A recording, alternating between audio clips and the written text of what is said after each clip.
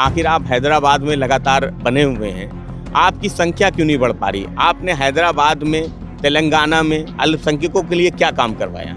क्या काम आप कर रहे हैं? या बिहार में आप जहां जाते हैं 4 सीटें 7 सीटें जीत जाते हैं और वहां कितने सीटें हरवाने का काम करते हैं? असदुद्दीन ओवैसी की बात करते हैं। बिहार में गए, सीमांचल में 5 सीटें जीती, अच्छा प्रदर्शन किया वहाँ पे मुंबई नगर पालिका वाले चुनाव में, निकाय चुनाव में। जब 2022 का चुनाव था 100 प्रत्याशी उतारे, एक भी नहीं हारे, लेकिन बहुत सारी जगहों पे उन्होंने समाजवादी पार्टी के प्रत्याशियों को हराने का काम कर दिया।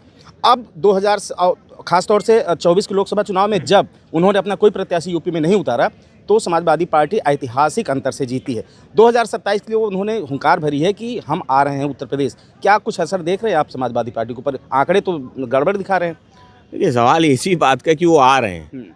पहले 5 साल कहाँ थे जब उत्तर प्रदेश में अल्पसंख्यकों के साथ अत्याचार हो रहा था, अल्पसंख्यकों के घरों पे बुलडोज़र चल रहा था, अल्पसंख्यकों के धार्मिक स्थलों पे बुलडोज़र चल रहा था, तब कहाँ थे? अब आ रहे हैं आप, चुनाव है इसलिए आ रहे हैं। तो बिरयानी जो है, जो हैदराबादी बिरयानी वो अच्छी बनती है।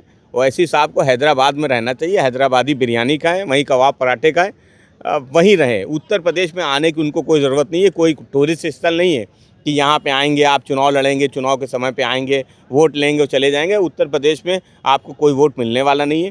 यहाँ आप 22 में भी चुनाव लड़े थे, 22 में भी आपने प्रयास किया था वोट पाने का, लेकिन 22 में भी आपको सफलता नहीं मिली थी, आपको एक भी सीट नहीं मिली थी। और उत्तर प्रदेश और बिहार की, महाराष्ट्र की परिस्थितियाँ बहुत अलग हैं, बहुत ज़मीन आसमान का फ़र्क है। बड़ा आरोप लगाते हैं मंच के माध्यम से कि मुस्लिम वर्ग को समाजवादी पार्टी ने वोट लेने का काम किया है, दरी बिछाने का काम किया है, जो राजनीतिक एक साझेदारी है वो उनको नहीं मिलती, ऐसा बार बार कहते हैं।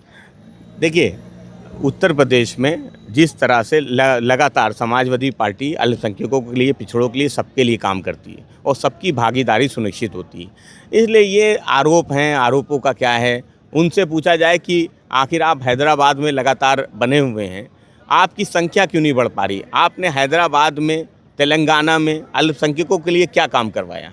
क्या काम आप कर रहे हैं? या बिहार में आप जहां जाते हैं 4 सीटें 7 सीटें जीत जाते हैं और वहां कितने सीटें हरवाने का काम करते हैं, वो भी आपको बताना चाहिए। महाराष्ट्र में आप चुनाव लड़े, कितने सीटें जीते और कितनी सीटों को हरवाया, ये बताना चाहिए। वो तो कहते हैं कि इंडिया गठबंधन में मैं शामिल होना चाहता हूँ, बहुत कम सीटों पर संतुष्ट हो जाऊंगा। इंडिया गठबंधन उन्हें शामिल क्यों नहीं किया? हम उनसे संतुष्ट नहीं हैं, क्योंकि उनकी विचारधारा कहीं ना कहीं भारतीय जनता पार्टी को सपोर्ट करती है। वो उनकी भी विचारधारा धर्म की राजनीति की है कि उनको धर्म की राजनीति करनी, सांप्रदायिक ध्रुवीकरण की राजनीति करनी। वही रास्ता भाजपा का, वही रास्ता ओवैसी जी का। तो हम ऐसी किसी विचारधारा से जो लोगों को बांटने का काम करे, जो सांप्रदायिक सद्भावना की बात ना करे, ऐसे किसी भी दल से समाजवादी पार्टी कभी समर्थन, कभी भी समझौता नहीं कर सकती। हमारी विचारधारा है, हम बाबा साहब के बताए रास्ते पे, हम सद्य नेताजी मुलायम सिंह यादव जी के बताए हुए रास्ते पे ही चलेंगे। ठीक है।